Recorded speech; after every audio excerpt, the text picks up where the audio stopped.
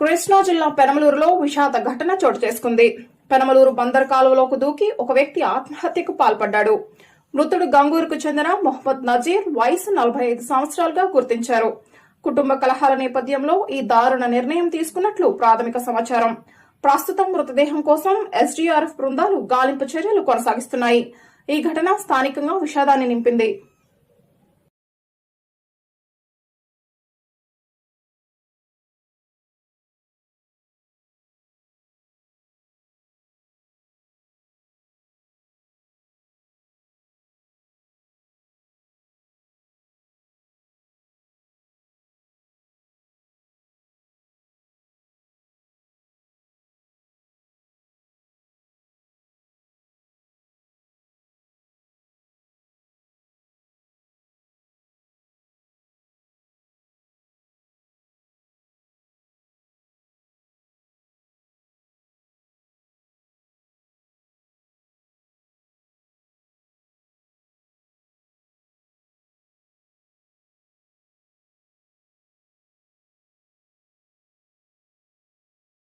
Halo.